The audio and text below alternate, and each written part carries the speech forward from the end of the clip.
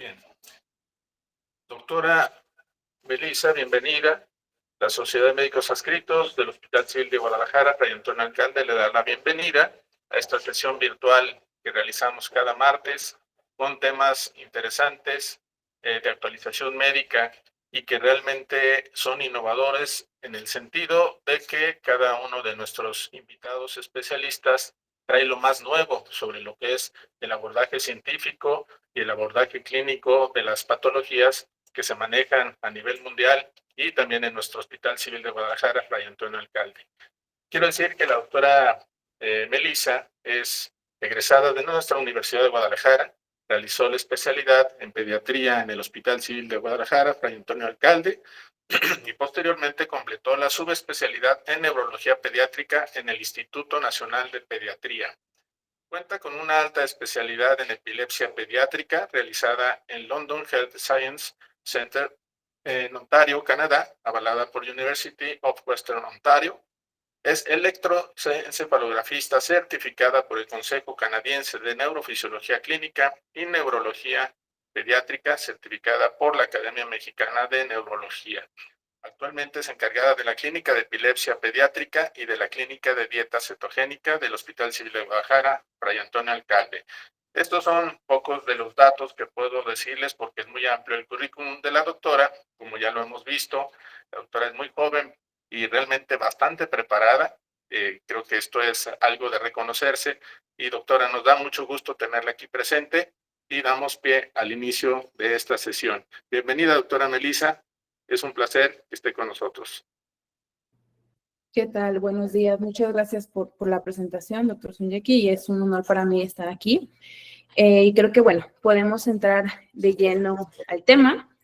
El tema que voy a compartir el día de hoy creo que es un tema importante, ya que no es solo de neurología o neurología pediátrica. Esto nos compete a una plétora importante de especialidades, ¿no? Que va desde urgencias pediatría, terapia intensiva, medicina interna, pediatría, neurología, neurocirugía, geriatría. Entonces, creo que varias especialidades pueden beneficiarse de obtener un concepto muy bien establecido de cómo se aborda la primera crisis epiléptica.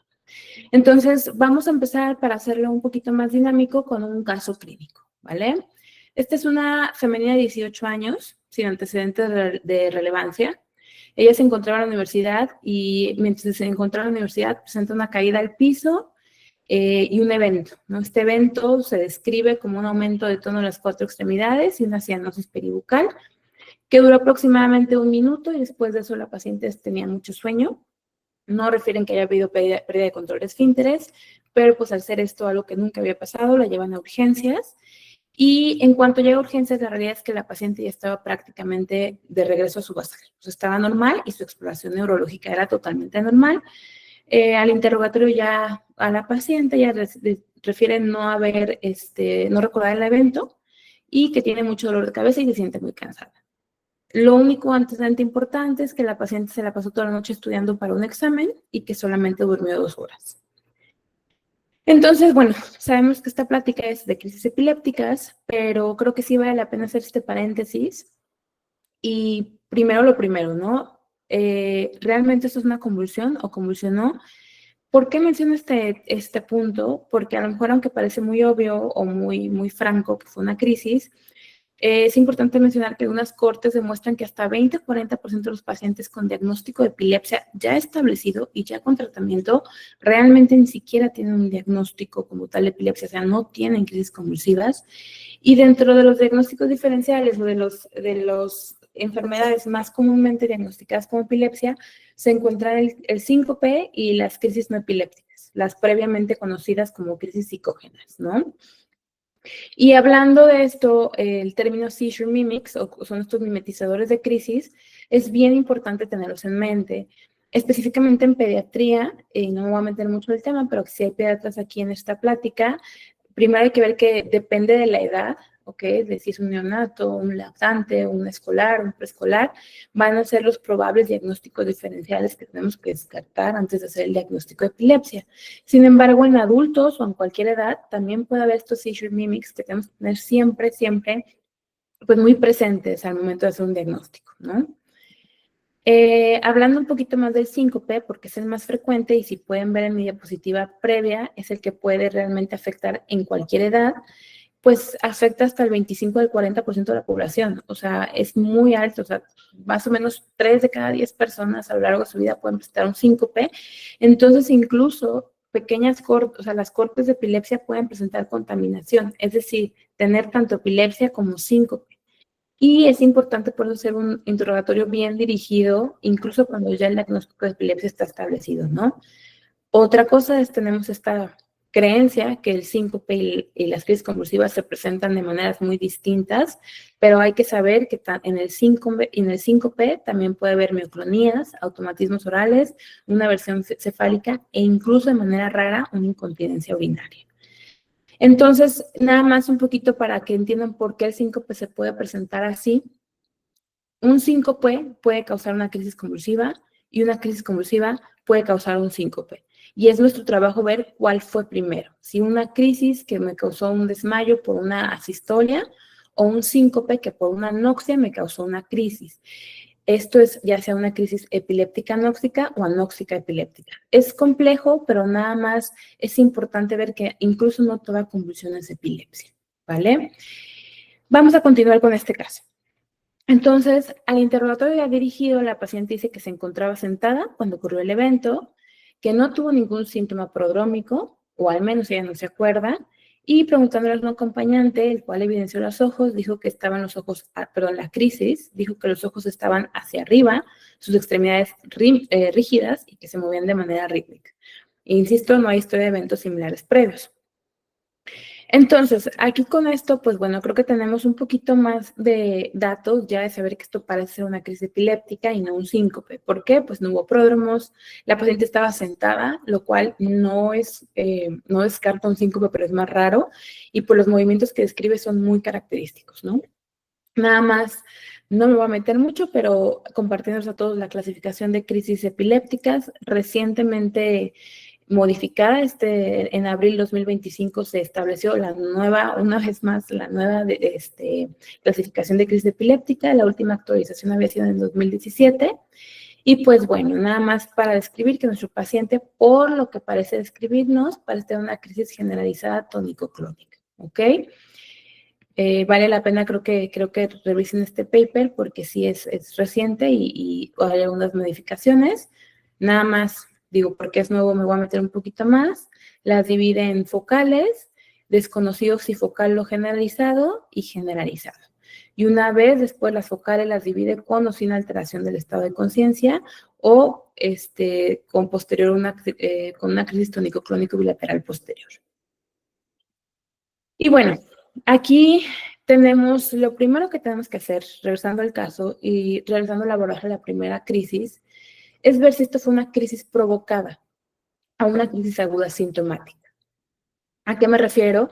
Que la epilepsia no es la única causa de crisis convulsivas, ¿no? Sabemos que ciertas intoxicaciones, fármacos, traumatismos craneoencefálicos, encefalitis o trastornos metabólicos, e incluso eventos vasculares cerebrales, pueden causarnos de manera secundaria o de manera sintomática una crisis convulsiva. Lo primero que se hace, los exámenes que debemos siempre tomar cuando queremos determinar si una crisis es provocada o no, es una glucosa sérica, pruebas de función renal, pruebas de función hepática e idealmente un examen toxicológico. Y bueno, aplicando esto a nuestro paciente, pues se toman exámenes de sangre normales, se toma un examen toxicológico, el cual es normal, y se toma una tomografía de cráneo. Estrictamente hablando, las guías sugieren una resonancia magnética en primera crisis, es lo ideal. Sin embargo, sabemos que a veces esto, de hecho, en muy pocas partes del mundo es realmente factible tomar una resonancia magnética de urgencia siempre. Pero bueno, en nuestro caso, tomamos una tomografía de cráneo simple, la cual es normal. Por lo tanto, determinamos que esta fue una crisis no provocada, es decir, no fue secundaria a ningún desbalance, ni toxicológico, ni metabólico, ni traumatismo, ni nada. Entonces, debido a esto, pues dejamos a la paciente en observación 6 horas. Mientras el residente estaba preparando los papeles del alta, la paciente presenta un segundo evento convulsivo. Debido a que este evento ya fue ya lo vieron profesionales de la salud, su descripción es mucho más detallada, ¿no? Entonces empezó con un grito ictal, después supraversión de la mirada, aumento del tono de las 4 extremidades, movimientos vibratorios y luego sacudidas crónicas generalizadas. Duró 45 segundos y después la paciente estaba somnolienta, solo respondía a estímulos verbales. Este periodo posictal duró aproximadamente 30 minutos y después, una vez más, regresa a su estado basal con signos vitales normales. Bueno, entonces vamos hablando aquí de la definición de epilepsia y de la definición de crisis y cómo se abordaría esta paciente que tuvo estos eventos, ¿no? Hasta los 80s, el paradigma era que las crisis convulsivas creaban crisis convulsivas. Entonces, en ese momento, desde de 1885 hasta 1980, es decir, por casi 100 años, todas las crisis convulsivas eran tratadas con fármacos. Sin embargo, sabemos que esto no es realmente necesario y este no es el paradigma actual. Y les voy a explicar por qué. Se sabe que 1 de cada 10 personas a lo largo de su vida van a presentar una crisis convulsiva. Esto es el 10% de la población. Sin embargo, no el 10% de la población no padece de epilepsia. Solo 1 de cada de 26 personas desarrollarán epilepsia a lo largo de su vida. Esto corresponde, depende de la fuente, depende del país, de aproximadamente 2 a 3% de la población. ¿Qué quiere decir? Que una crisis convulsiva no es lo mismo a epilepsia. Y para poder hacer el diagnóstico de una epilepsia, una vez ya descartado que esto ha sido una crisis provocada por algo más, tenemos que cumplir alguno de los 3 criterios de la ILAI. 1, al menos 2 crisis no provocadas que ocurran separadas por más de 24 horas. Ojo con lo de 24 horas, es bien importante.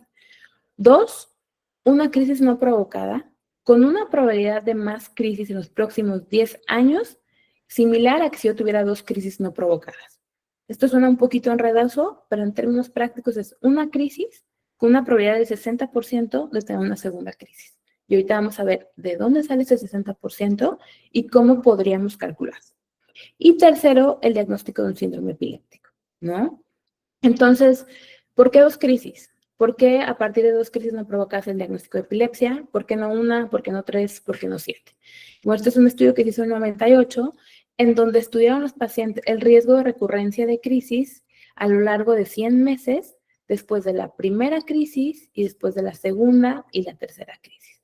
Entonces, vieron que después de una crisis, el riesgo de recurrencia de tener más, o sea, el riesgo de recurrencia era menor al 40% y se mantenía estable a lo largo del tiempo. Sin embargo, después de una segunda crisis, este riesgo saltaba hasta el 65%, con una diferencia significativa del 0,1% entre una y otra. Y después de la tercera crisis, el riesgo se mantenía prácticamente igual con una segunda y la diferencia no fue estadísticamente significativa. Entonces, con esto ya tenemos lo necesario para determinar que 2 crisis es el punto de corte para tener un riesgo mayor al 60% de desarrollar más crisis. ¿Ok? Entonces, vamos aplicándolo todo esto que ya vimos una vez más al caso. 2 semanas después de que el paciente se dé de alta, acude a consulta externa de neurología. No ha presentado más crisis de su egreso y se encuentra estable. Si recuerdan, este paciente, antes de esta consulta, no cumplía los criterios de epilepsia, ¿no? Me voy a regresar, porque a pesar de que se determinó que era una crisis no provocada, no podía yo hacer este diagnóstico porque en ese momento no cumplía ni A, ni B, ni C. No tenía un síndrome diagnosticado en ese momento, no tuvo 2 crisis separadas por más de 24 horas, sí tuvo 2 crisis, pero fueron en las mismas 24 horas, y ahorita no tenía estudios para yo demostrar que hubiera este riesgo mayor al 60%. Sin embargo, llega a la consulta y ya llega con un electroencefalograma. No me voy a meter mucho en detalles del electroencefalograma porque no es la finalidad de esta plática, pero les puedo decir que este es un electroencefalograma totalmente anormal, en donde tenemos descargas generalizadas de polipunta onda de 3 Hz. Entonces, aquí ya es donde el electroencefalograma juega un papel importante. Recordarles que el diagnóstico de la epilepsia es clínico, 100% clínico, pero que el electroencefalograma juega un papel importante en lugares como estos. Entonces, en estos estudios, que si ven son varios, vieron que el electroencefalograma sí nos podía ayudar después de una primera crisis para hacer el diagnóstico, en donde si yo tengo únicamente una crisis con un electro normal, el riesgo de recurrencia es del 38%, de crisis. Es decir, no sobrepases el 60% de que hablamos. Sin embargo, ya con descargas brinca a 65%. Y esto es todavía más notorio en adultos, que entonces el riesgo de recurrencia de crisis es del 85% cuando tengo descargas epileptiformes. Entonces, en este paciente, a pesar de que solo tengo 2 crisis en las mismas 24 horas, con un electroencefalograma normal ya tengo un 85% de probabilidad de que esta paciente vuelva a convulsionar. Por lo tanto, ya puedo hacer el diagnóstico de epilepsia en este paciente. Entonces, hay ciertos puntos en donde después de una sola crisis puedo establecer diagnóstico de epilepsia y por lo tanto puedo establecer tratamiento. Hay nivel A de evidencia y nivel B. El nivel A de evidencia es un evento cerebral previo como altamente epileptógeno, como un infarto previo, una neuroinfección previa, etc. O, en esta situación, un electroencefalograma con descargas epileptiformes francas, ¿no? Sí hay que tener muy en cuenta que el electroencefalograma es un estudio que es operador dependiente y que idealmente debe ser leído por un neurofisiólogo certificado o un epileptólogo certificado para que sea confiable. La tercera es, y esto es nivel B, es una anormalidad potencialmente epileptógena en neuroimagen. Es decir, es algo a lo mejor anormal en la resonancia, pero que no puedo estar 100% segura que sea epileptógeno o no. Un dato clave es una esclerosis temporal mesial, ¿no? Si nada más tengo una crisis y me reportan una esclerosis temporal mesial, pues esto es nivel B para yo poder hacer diagnóstico de epilepsia. Otro criterio nivel B sería crisis durante el sueño. Ojo, cuestiones como la edad del paciente, la historia familiar, el tipo de crisis, la presentación con estado epiléptico o múltiples crisis de 24 horas no aumentan el riesgo de recurrencia y por sí solos no deberían ser criterios para yo hacer diagnóstico de epilepsia e intentar y empezar fármacos anticrisis. Aquí no me voy a meter mucho, pero pues son de las lesiones que podemos encontrar en una resonancia que pueden causar epilepsia, esclerosis temporal, tumores, malformaciones de la corteza, alteraciones vasculares, cicatrices o gliosis o datos de encefalitis, ¿no? En general en niños, estos se han visto que sí son riesgo de epilepsia después de la primera crisis. Crisis sintomáticas remotas. ¿Qué quiere decir? Por ejemplo, una crisis secundaria a un golpe que pasa una semana o 2 semanas después. La parálisis de TOD, que es esta parálisis flácida que ocurre después de una crisis focal. Si el paciente, el niño ya tiene una discapacidad intelectual o un retraso en desarrollo, estos niños tenemos que estarlos monitorizando mucho más de cerca. Y bueno, el electroencefalograma, esto es nada más para que lo sepan. Mientras más pronto haga el electroencefalograma, más probabilidad tengo yo de tener descargas y de poder hacer un diagnóstico. Lo ideal sería hacerlo 16 horas, a las primeras 16 horas después de la primera crisis, pero realmente eso es pues, prácticamente imposible. Pero esto es solo para que vean que un electroencefalograma normal no descarta el diagnóstico de epilepsia, ya que solo el 29% de los pacientes con epilepsia van a tener descargas en su primer electro. Entonces, por esto que repito que el electroencefalograma es un apoyo únicamente y que el diagnóstico de epilepsia es clínico. Aquí, bueno, ¿qué pasa? Si el paciente ya se recupera de manera total, el electro se puede retrasar y el tratamiento inmediato no depende de los resultados. ¿Qué quiere decir? Que una primera crisis no aumenta la mortalidad a largo plazo. O sea, los estudios que se han hecho quiere decir que no pasa nada si nos esperamos un poquito hacer el diagnóstico, la mortalidad del paciente no va a cambiar. Entonces tenemos que reconocer que a veces es más fácil esperarnos y esperar que el electro sea leído por un experto y que realmente es mejor estar seguros antes de empezar el tratamiento, ¿no? Y bueno, no dejar de mencionar que las descargas epileptiformes pueden estar presentes hasta en el 3% de los niños y en el 0.5% de los adultos, y estos porcentajes no toman en cuenta los electros falsamente reportados como positivos. Entonces, nada más para remarcar que no es la panacea, que es solo un apoyo y que la clínica es la que manda. Entonces, ya después de una primera crisis, si yo tengo un electroencefalograma normal, pues ya puedo hacer el diagnóstico de epilepsia. Entonces vamos a hablar un poquito de la epilepsia y de su incidencia y etiología. Sabemos que la epilepsia tiene una incidencia bimodal, es decir, es más común durante el primer año de vida y luego la incidencia baja y se dispara a partir de los 65 años de vida. Y esto incluye tanto con incidencia como con prevalencia. Y bueno, es importante que lo tengamos en cuenta que a todas las edades puede empezar la epilepsia. En cuanto a la etiología, esta es otra cosa importante. El hacer el diagnóstico de epilepsia con los criterios de la ILAE es solo el primer paso, ¿ok? Esto no debe acabar aquí. Tenemos que ahora saber el porqué de la epilepsia.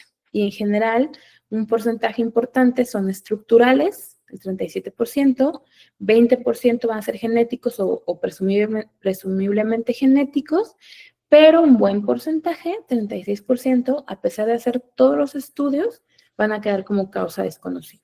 Pero podemos decir que es de causa desconocida única y exclusivamente cuando nosotros completamos el abordaje y no encontramos nada. Y esto también nada más quiero que se observe que no es lo mismo la epilepsia en geriatría que la epilepsia en pediatría. A pesar de que son los dos grupos más afectados, son cuestiones totalmente distintas, etiologías totalmente distintas, ¿no? En geriatría, por supuesto, las cuestiones vasculares y neurodegenerativas toman un papel principal. O sea, aquí el evento vascular isquémico o hemorrágico y los tumores, así como enfermedades enfermedades como el Alzheimer o otras enfermedades neurodegenerativas, ¿vale? Y en pediatría, por supuesto, las causas genéticas toman un porcentaje considerable o genéticas estructurales. Cuando vemos que en geriatría, pues no entran por ahí ninguna epilepsia genética, empieza en la edad geriátrica, ¿no? Entonces, esto no me voy a meter en las causas, pero para que vean que son absoluta y totalmente diferentes. Y en pediatría, los síndromes epilépticos son muy importantes. Esto no es nada más, esto es un algoritmo de cómo se aborda la primera crisis en geriatría. No es la finalidad de mi práctica, porque pues, yo soy pediatra, pero prácticamente es para mostrar que es exactamente lo mismo. O sea, abordar la primera crisis son los siguientes pasos: descartar que no sea sintomática, hacer los estudios pertinentes y usar los criterios de la ILAE para ver si hay un diagnóstico de epilepsia. Y bueno, nada más, no me voy a meter mucho en esto porque al final nuestra paciente concretamos por el electroencefalograma y por la historia que tenía una epilepsia generalizada genética, ¿no? ¿Esto por qué? Por los hallazgos en el electroencefalograma y el tipo de crisis que es generalizada. Entonces, aquí no solo el electroencefalograma me puede dar el diagnóstico, sino que yo ya pude hacer el diagnóstico de un síndrome epiléptico, que es una epilepsia generalizada idiopática. Y en específico, esta paciente se hizo un interrogatorio directo en donde, aparte de esta crisis convulsiva, la paciente llevaba 3 meses reportando unos brinquitos en las manos. Entonces decía que en la mañana, al momento de estar cepillando los dientes, de repente le brincaba la mano, o que incluso a veces cuando estaba pintándose, maquillándose o algo, también sentía que le brincaba la mano.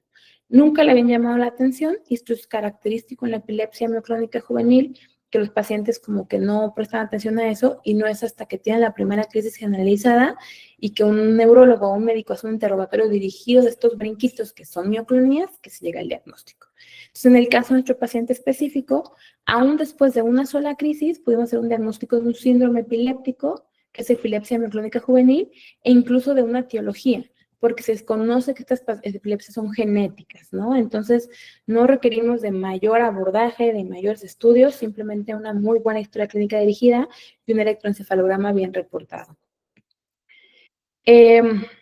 Hablando un poquito de epilepsia o crisis convulsivas en poblaciones especiales, igual, insisto, esto no es mi área, pero es importante porque nos están viendo personas de todas las especialidades. En adultos mayores, las crisis sintomáticas, o sea, las que son secundarias a algo, son más frecuentes que en adultos jóvenes. Un ejemplo importante es la hiponatremia. Sabemos que los adultos mayores tienen mayor riesgo de hiponatremia o de hipoglicemia.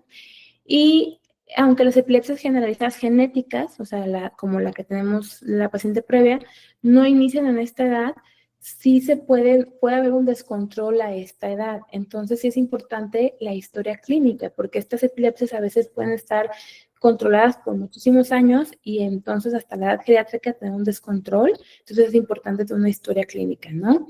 Y el evento vascular cerebral es la causa más común de epilepsia en adultos mayores. Aumenta el riesgo de epilepsia en el primer año hasta 23 veces.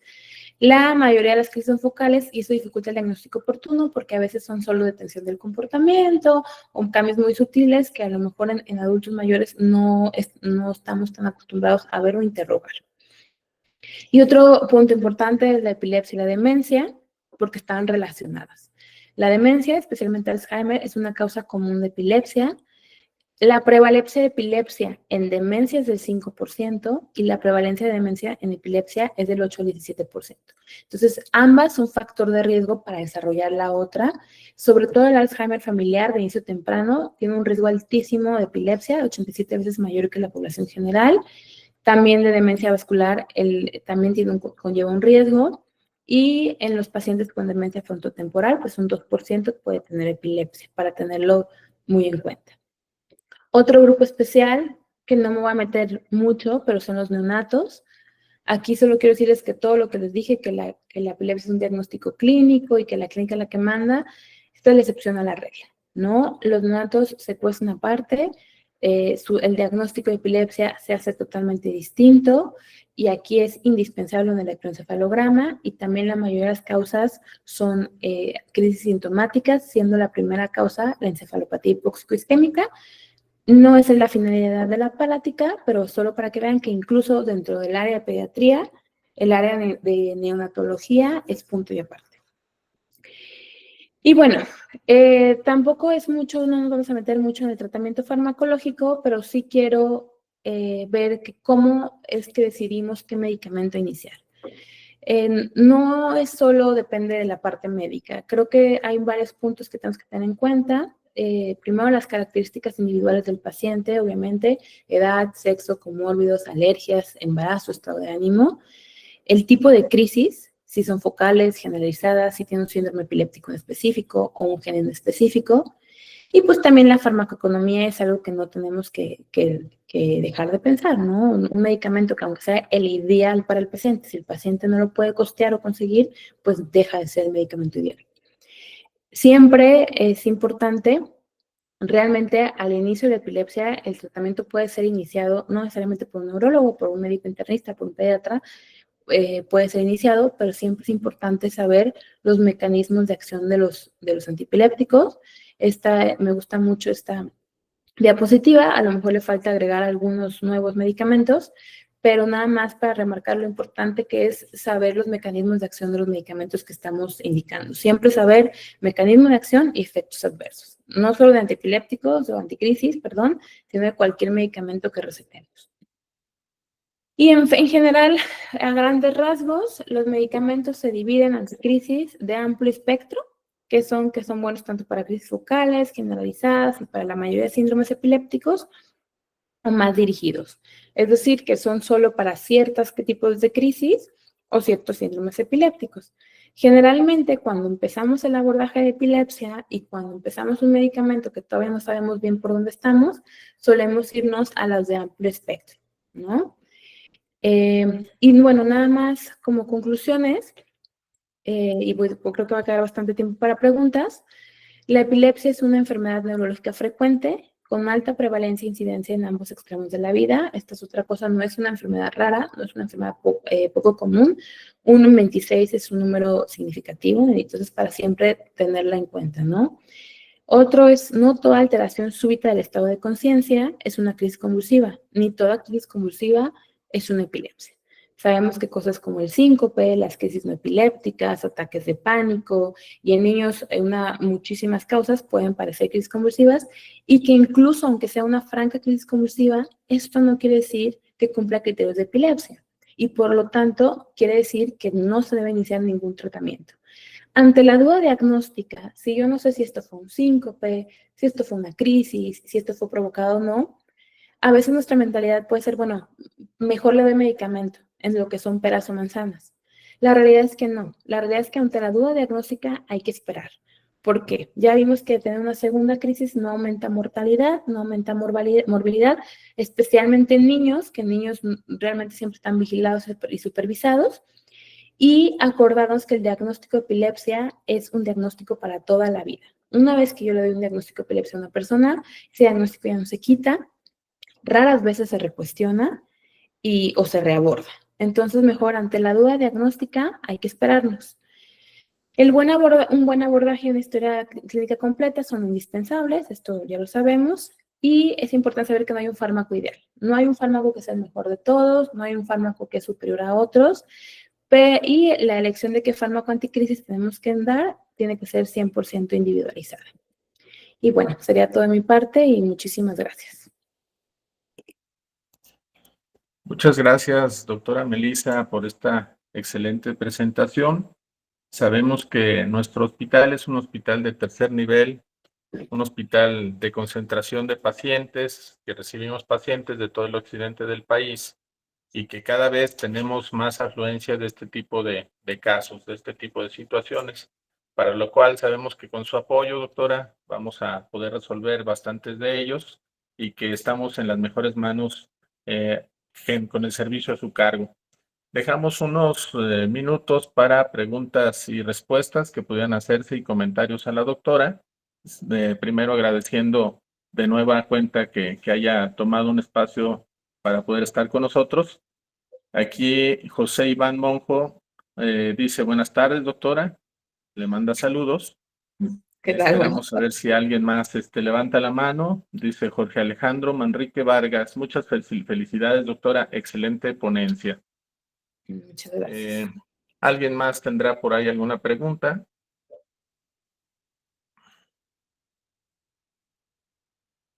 Creo que el doctor Flores Tinajero tiene un Miguel comentario. Ángel Flores Tinajero, dice doctora Melissa. Y muchas felicidades. me parece que la doctora Miriam Cruz levantó la mano. No sé si quiere Así es. Adelante, doctora, si tiene algún comentario. No.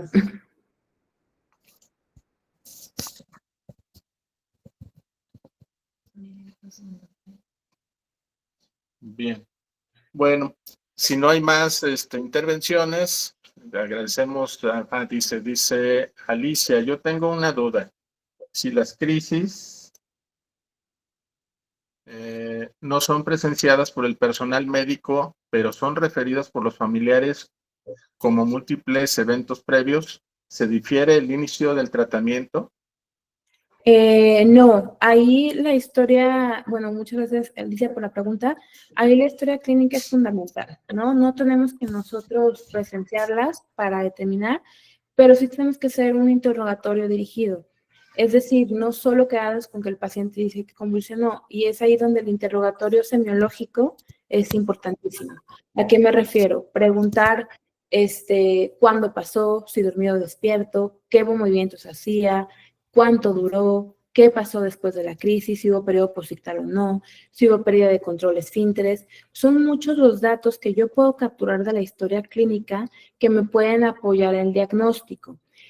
Si aún después de los preguntar y preguntar todo, no me queda claro si son crisis convulsivas o no, entonces sí se difiere el tratamiento y se pide un video. Ahorita tenemos la gran ventaja de que la gran mayoría de la población tiene un celular con cámara, entonces un video vale más que 1000 palabras, ¿no?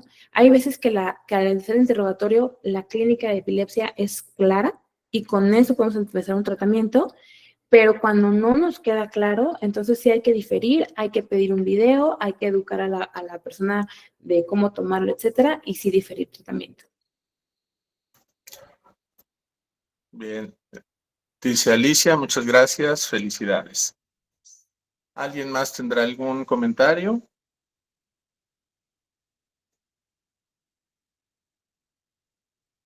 Bien, sin más, pues de nuevo agradecemos, doctora Melissa, por estar con nosotros aquí presente. Queremos decirles que esta sesión queda grabada en nuestro canal de YouTube, que se llama Sociedad de Médicos Adscritos, Hospital Civil de Guadalajara, Fray Antonio Alcalde, y también estaremos mandando información por TikTok, ya que ahorita es una novedad de que los chavos, por así decirlo, personas jóvenes, recurren mucho a este tipo de medios de comunicación, que muchas veces, bueno, puede ser positivo o negativo, pero bueno, vamos viendo la parte positiva y agradecerle de nueva cuenta, doctora, que esté con nosotros. Hay una pregunta más, dice Miriam Cruz, a mi esposo le dejaron leve tiracetam por 2 años, pero ya lleva más de 2 años con el medicamento y aún no se lo retiran y la próxima cita la tiene hasta febrero. La pregunta es, solo tuvo 2 crisis convulsivas tónicas. Creo que ahí sí valdría la pena esperarse a la cita en febrero para tomar decisiones. No pasa nada si se extiende el tratamiento más. Es mejor esperar y consultar esto con su médico tratante, que tiene obviamente toda la historia clínica y el expediente. Pero bueno, mi sugerencia es no hacer modificaciones de medicamento hasta que su neurólogo la vea, ¿no? Bien. Si no hay más, les pedimos, dice, gracias, doctora, excelente ponencia. Sin más, decirles que esta sesión grabada en YouTube, les pedimos que se suscriban, que nos den like y que nos vuelvan a visitar, a conectarse los próximos martes que tenemos sesión. Muchas gracias, doctora Melissa, por estar con nosotros. Excelente ponencia, grandes conocimientos los que ha transmitido. Sabemos que el abordaje no es sencillo, pero en sus manos sabemos que tiene la mejor experiencia. Muchas gracias, doctora Melissa. Gracias a ustedes, que tengan un bonito día. Muchas gracias. La esperamos pronto de nuevo. Gracias. Hasta luego. Que tengan muy buen día.